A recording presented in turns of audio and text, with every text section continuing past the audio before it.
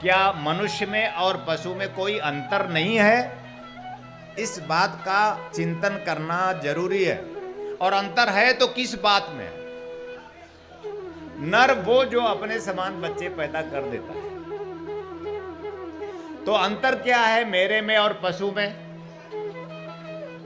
एक मनुष्य में और पशु में अंतर है ज्ञान का, चिंतन का, विचार का, भाव का, भक्ति का, ध्यान का, प्रेम का, धारणा का, समाधि का। मनुष्य विचारशील प्राणी है, मनुष्य चिंतनशील है। मनुष्य यह चिंतन कर सकता है कि मैं मनुष्य रूप में इस धरा पर आया हूं। तो मनुष्य में और पशु में अंतर है चिंतन का, विचार का, ध्यान का, धारणा का, समाधि का, जीवन के आनंद का। और यह मनुष्य जो नर है, वह नर में एक और परिभाषा आता है कि जो दुखी रहता है। अगर हम दुखी रहते हैं, चिंतित रहते हैं, परेशान रहते हैं तो हम नर हैं। और नर हम मनुष्य के रूप में भी दुखी, चिंतित, परेशान होते हैं। और पशु भी दुखी, चिंतित, परेशान होता है। पशु भी दुखी होता है। इस संसार का प्रत्येक जीव दुखी होता है।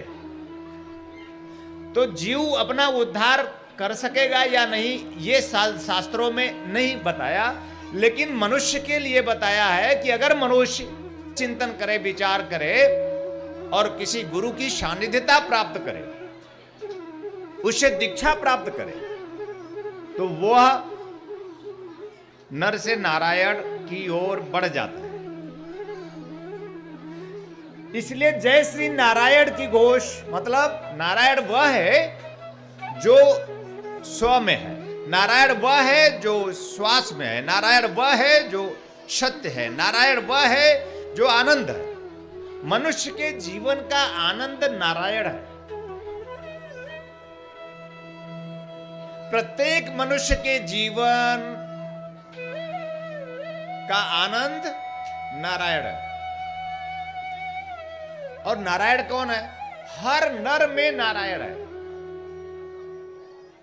अभी आप यूं तो आप कभी सोचते नहीं कि नारायण भी आपकी आवश्यकता है।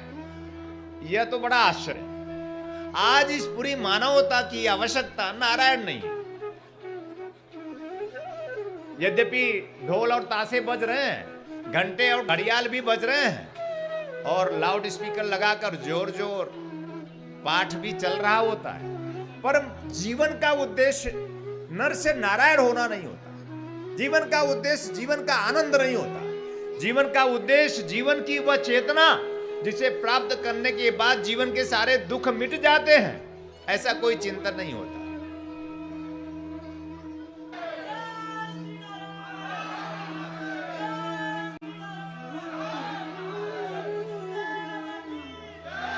और मेरे दृष्टिकोण में हर नर नारायण है। आप सब नारायण हैं मेरी दृष्टि में। आप अपनी